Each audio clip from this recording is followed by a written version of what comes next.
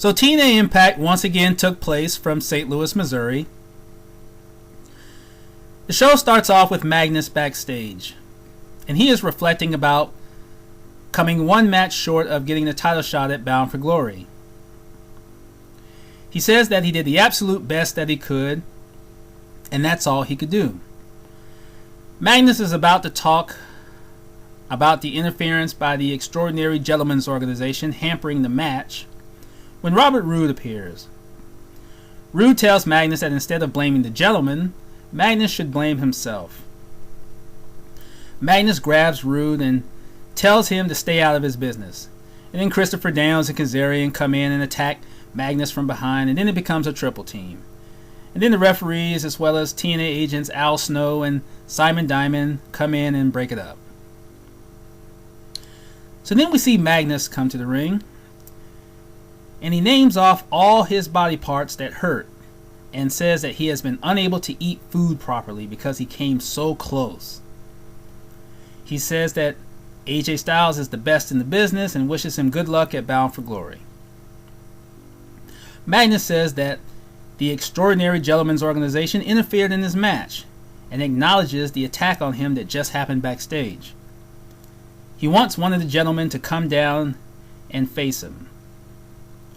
Kazarian comes to the ring and the two go at it. Magnus is kicking and punching Kazarian in the corner when Christopher Daniels comes in and hits him from behind. Daniels pulls Magnus to the center of the ring and pounds away at him.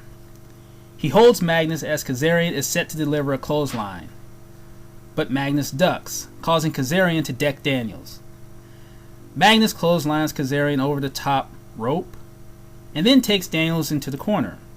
He unleashes a barrage of kicks to Daniels until Robert Roode shows up. Magnus charges him, but Roode delivers a clothesline. The gentlemen engage in another triple beating on Magnus. At this point, you're wondering where Sting and Samoa Joe are. There they are. The gentlemen retreat as Sting and Samoa Joe hit the ring. Sting gets on the mic and says that the Main Event Mafia will face the Extraordinary Gentlemen's Organization in a 6-man tag team match later in the show. Now the focus of the Main Event Mafia has now shifted from Aces and Eights to the Gentlemen. And this is now turning into the next battle between wrestling stables. With the eventual dissolving of Aces and Eights, it puts the Gentlemen in a position to firmly establish themselves as the top group in the company. So then we see TJ Perkins and Chris Sabin backstage. And Velvet Sky is with Sabin. And Perkins has his manic costume on, unmasked, and his back to the camera, as if to give the impression that we are not supposed to see what he looks like, even though his face was shown the previous week. And TNA has done this more than once. Sabin gives Perkins credit for getting his match with Jeff Hardy. He says that he is the reason that Perkins is getting over because he has been the nucleus of the X Division for the last decade.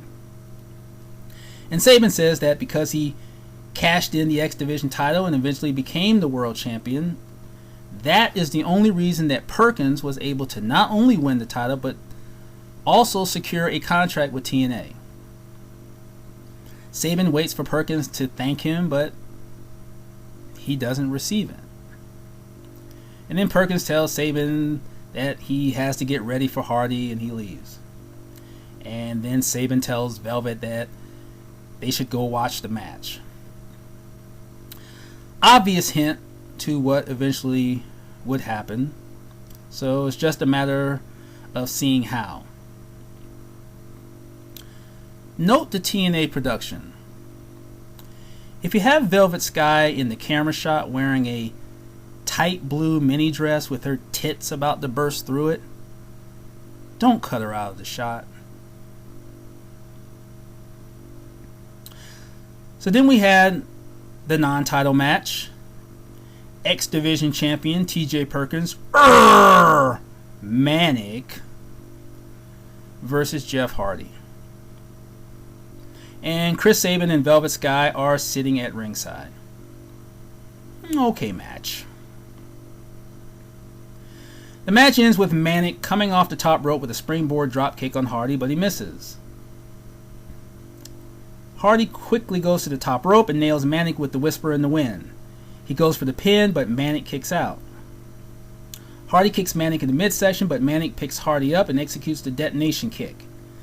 As Hardy is disoriented, Manic tries to execute his double knee gutbuster. Hardy tries a reverse flip roll up, but Manic prevents himself from being turned over and makes a pin attempt. Hardy kicks out. Hardy charges Manic in the corner, but Manic leaps over him and tries to deliver a neck breaker, but Hardy holds on to the top ropes. Hardy executes the Twist of Fate on Manic and follows that with the Swanton Bomb for the 3. The winner of the match, Jeff Hardy. Now after the match, Hardy helps Manic up, shakes his hand, and raises it before leaving. Then, Sabin goes in the ring and raises Manic's hand. Sabin turns to leave, but then hits Manic from behind and kicks him repeatedly before Hardy returns to chase him off. TNA is not building their X Division champion very well. Manic should be defending his championship against actual X Division contenders, not facing someone who won't be pursuing the title. It just felt random. Sabin turning heel was not a jaw dropper because TNA failed to get him over as a face. Velvet Sky's reaction was interesting as she showed confusion to what Sabin had done. So then we see Dixie Carter arrive at the arena, and she is asked if she is going to address the AJ Styles situation, and Dixie replies by saying that she has a lot going on.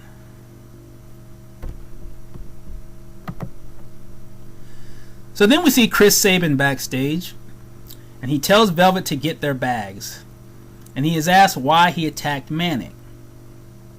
And Sabin says that Manic, as well as everyone at TNA, has disrespected him. He says that despite all that he has accomplished in the company, no one gives him the respect that he wants, particularly the fans. So he is going to take it. Sabin's first impression as a heel was not very good, and I don't know if he can pull this off. Velvet Sky was smiling. So is she going to go heel with Sabin or become the reluctant supporter? Now I think the reluctant supporter angle would be the fresher choice.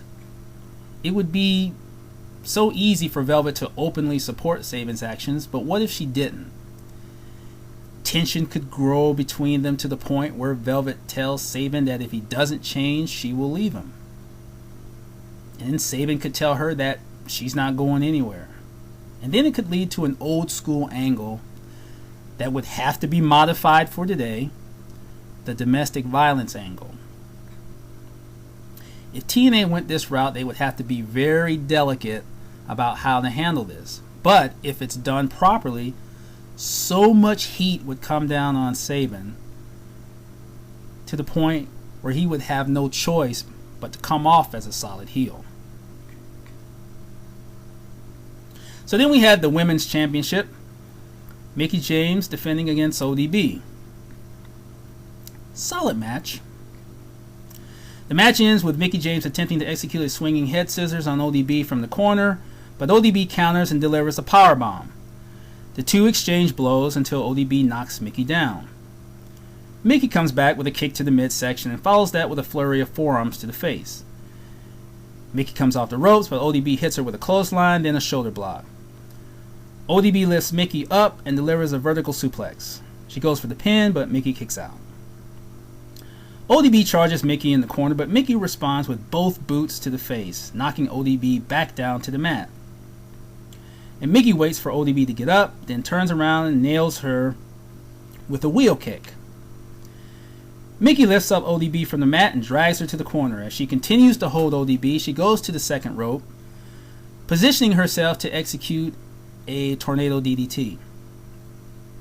ODB slips out of her grip, lifts her off the turnbuckle, and rocks her with the BAM. She gets the 3. The winner of the match, ODB, new women's champion.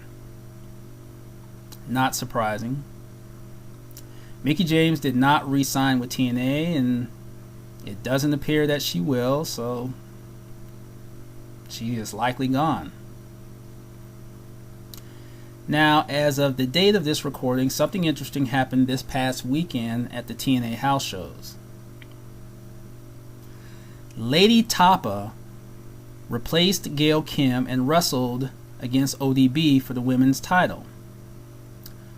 ODB won both matches, of course, but this may be a sign that Tapa is about to be called up to the main roster. If so, it is a step forward on a long journey to bring the women's division back to prominence. So then we see Eric Young come to the ring and hug ODB. He is followed by dumbass Joseph Park, who also hugs ODB, and he is drinking chocolate milk. Then the glorified jobbers come out, Robbie E. and Mr. Duh.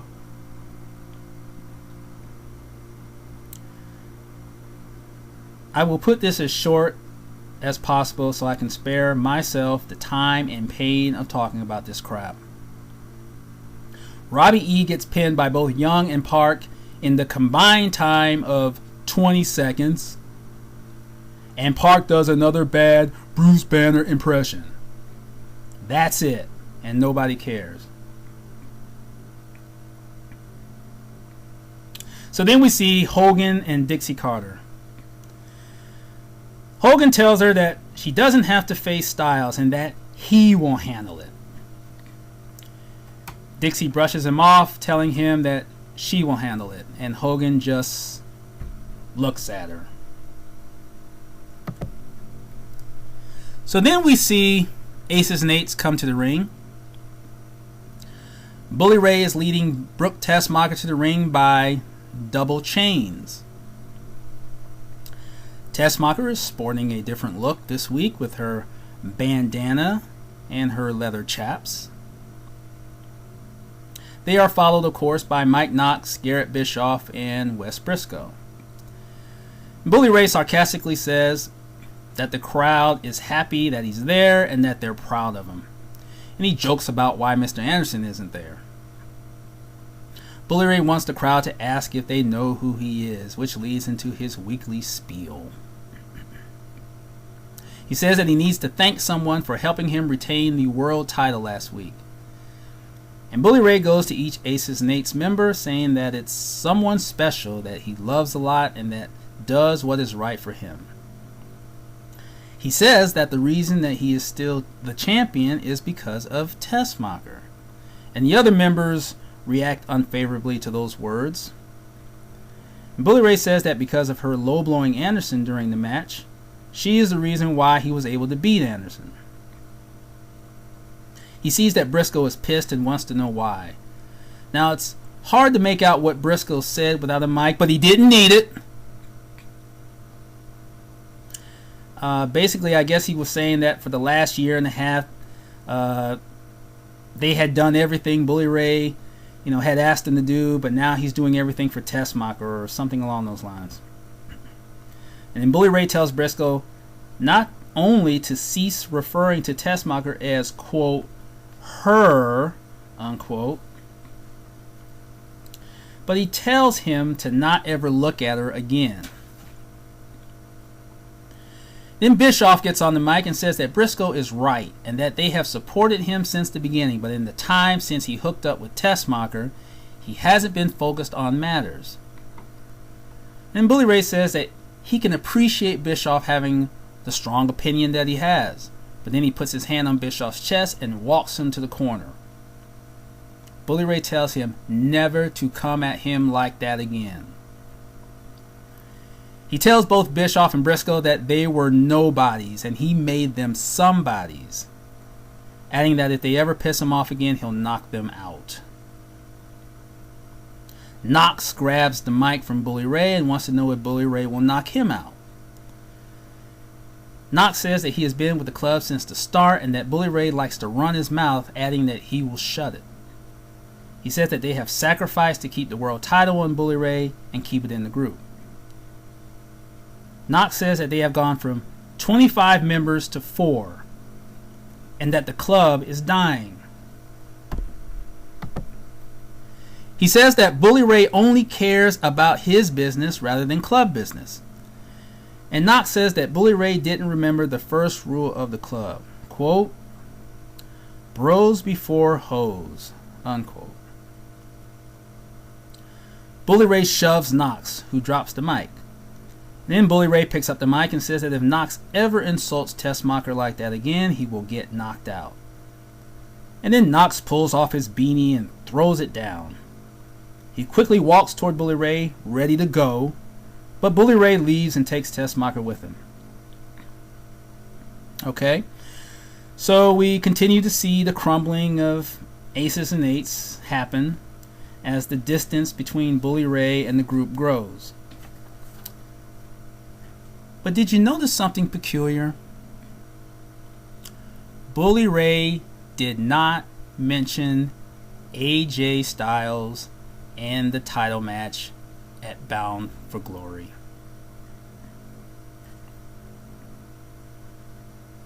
So then we see the main event Mafia backstage. Sting says that there is only 3 of them now, but they are the Mafia, so it doesn't matter. He tells Magnus to forget about losing the Bound for Glory series final and just be who he is. And then Samoa Joe tells Magnus not to forget that they are the Mafia and they are out for revenge. Magnus stands up, psychs himself up, and walks off. So then we have a non-title match. World Tag Team Champions James Storm and Gunner versus Chavo Guerrero and Hernandez. Chavo gets on the mic. He says that he's injured and he has not received a medical clearance to wrestle. Gunner grabs the mic from Chavo and says that he came to fight and somebody's going to fight him. Gunner challenges Hernandez, so instead we have Gunner versus Hernandez. Storm and Chavo are in their respective corners. Decent match. The match ends with Hernandez lumbering down the ramp and nailing Gunner with the Air Mexico. The two exchange punches and kicks with a knee thrown in, and Hernandez tries a vertical suplex on Gunner. However, Gunner reverses it and does a slingshot suplex, a la Tully Blanchard. Gunner punches Hernandez 3 times in the midsection. Hernandez shakes it off and tries to clothesline Gunner, but Gunner ducks and clotheslines him. Gunner throws an elbow, delivers a kick, and headbutts Hernandez, sending him into the corner. Gunner goes to the opposite corner and charges toward Hernandez, smashing him in the corner. Hernandez staggers forward, allowing Gunner to lift him up and execute a fallaway slam. Gunner finishes Hernandez off with a backbreaker to get the 3. The winner of the match, Gunner.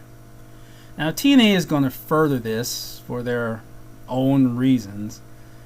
And they should have had Hernandez win because that would keep both him and Chavo involved in this from a creative aspect.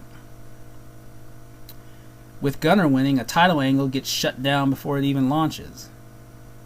But there's no interest in this anyway, so what does it matter? So then we have the main event, the Extraordinary Gentlemen's Organization versus the Main Event Mafia. And as the Mafia come to the ring, Sting brings a baseball bat.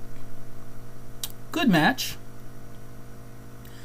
The match ends with Magnus delivering a sit-out power slam on Robert Roode. Christopher Daniels breaks up the pin attempt. Samoa Joe comes in the ring and gives Daniels a couple of chops and a headbutt. Daniels rakes his eyes and tosses him out of the ring. And then Sting comes into the ring and delivers a couple of blows to Daniels before Kazarian comes in and hits Sting from behind. Daniels and Kazarian whip Sting into the ropes and go for a double clothesline, but Sting ducks, comes off the opposite ropes, and double clotheslines them. Sting turns around and Rude kicks him, following that with a DDT. Joe charges Rude and smashes him in the corner. Joe then hits him with a flying kick. Joe snap mirrors Rude, and Magnus comes off the top rope with a flying elbow drop. Magnus goes for the pin, but Daniels makes the save. He and Kazarian whip Joe off the ropes and attempt a double backdrop, but Joe kicks Daniels and nails Kazarian with a couple of chops and a headbutt, which sends him out of the ring. Daniels hits Joe from behind and whips him off the ropes, but Joe ducks the clothesline attempt and delivers the suicide dive to Kazarian. Daniels attempts his own suicide dive, but Sting cuts him off and backdrops him. Sting gives Daniels the Stinger Splash and applies the Scorpion Deathlock on him. Magnus sees Rude about to hit Sting with the baseball bat. He runs into the ring to Sting and shields him from the blow. Magnus sacrifices himself and Rude ends up getting the pin. The winners of the match, the Gentlemen. As I said before, this program between the Main Event Mafia and the Gentlemen is turning into the next battle between the stables. More importantly, though, it furthers the engagement between Magnus and Rude. We're seeing the building blocks of a rivalry between these two that will have more emphasis in 2014 because it will involve the World Heavyweight Championship.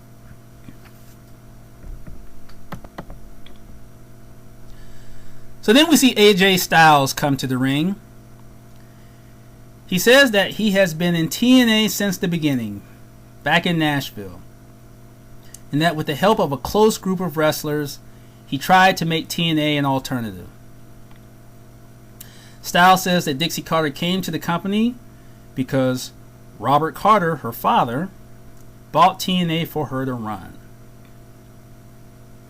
He says that Dixie's inexperience in the wrestling business caused the continuity of the X Division to be wrecked, and that those wrestlers that made the division long ago are not in TNA now.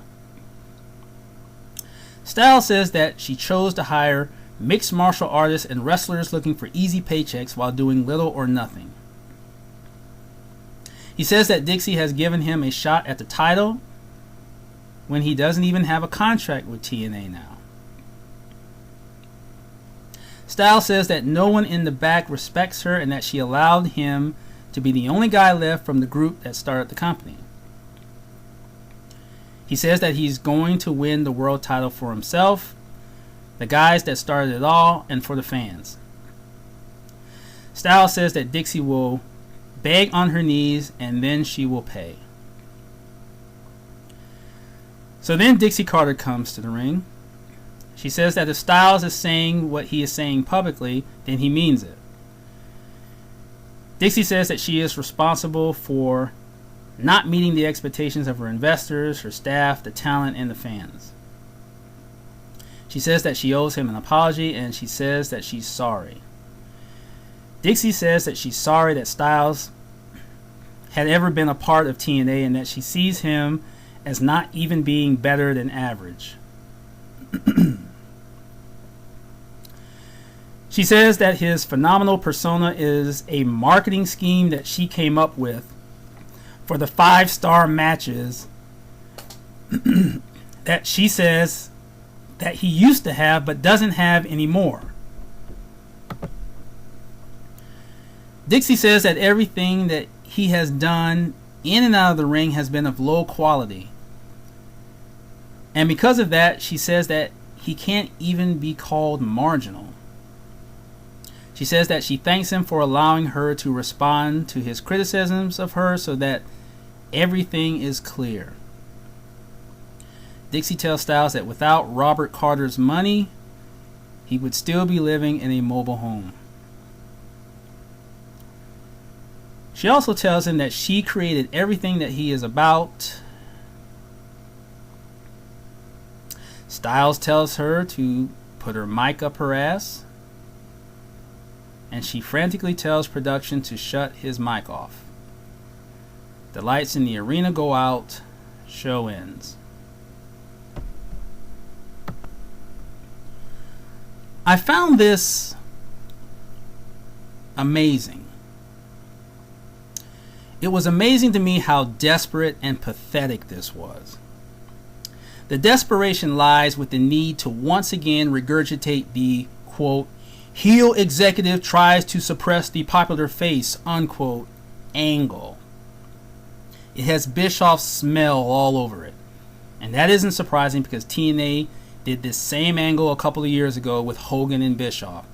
It didn't work then, and for some reason they think it's going to work now with someone who has neither the verbal skills nor the charisma to do it. Dixie was unconvincing and just terrible. To put it bluntly, she sucked. The patheticness is the fact that TNA has a great main event scheduled for Bound for Glory that should be able to stand on its own, but instead of the focus being on Bully Ray versus AJ Styles leading up to Bound for Glory, the focus will now be on Styles versus Dixie, with Bully Ray worked in there. I mean, he's only the world champion, but he'll be worked in there. The perception now is that Dixie is the top heel in the company. So TNA has undermined their champion so that he goes from being a guy that does what he wants, when he wants, to likely becoming Dixie's helper in suppressing Styles. And Bully Ray's involvement means that Hogan will insert himself in there somewhere. Oh, by the way, once again, Styles did not mention Bully Ray. And as I said earlier, Bully Ray did not mention Styles. I made reference last week to a theory that I have concerning this, and now that all this has happened, here's my theory.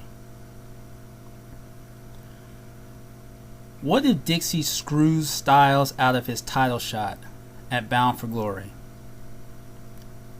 And if that were to happen, guess who would get the title shot? Think about that, and then think about this. If this theory for some reason actually happened, would anyone really be surprised? I'm Tasmart 2002, and that was my Tna Impact Analysis for September 19th, 2013. If you're listening to me on YouTube, please leave your comments below. Click the like or dislike button, and if you subscribe, I'd really appreciate it. If you're listening to me on the Wrestling News Talk Facebook page, you can leave your comments below and click the like button if you like what I've been saying. If you have any questions or comments about TNA or wrestling in general, you can contact me on Twitter, Tasmart2002, TAZMARK 2002. And if your comments exceed the 140, you can get at me with an email, Tasmart2002@gmail.com. Be sure to listen to the TNA review that I do with Chuck P. We do our review 30 minutes after Impact goes off the air at 11:30. We always look forward to your watching us live or watching us whenever you can, so give us a look, whether you have or haven't. And in addition to TNA reviews, Chuck also does NFL predictions, so make sure that you check out Chuck P's channel. Also, I want to congratulate Andre Corbeil for winning the award for the Best Supporting YWC Channel of 2013, a well-deserved award for a talented and passionate wrestling friend. Congratulations. It was a solid show. Solid show.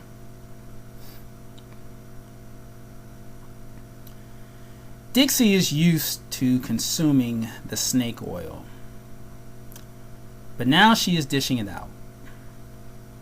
It seems to be working. But Dixie is not fooling everyone. That segment was a thinly disguised message to her critics. She figures that if she has some of her criticisms acknowledged publicly, that will take some of the punch away. Now that Dixie has turned heel, any negative words about her will just be her gasoline in order to try to build this character. Acknowledging your faults and using it for worked shoots is one thing, but not doing anything to correct them creatively is another. To not do so just for the sake of pushing a storyline would be a disservice to all. And that would really suck. I'm Tazmart 2002. Gone.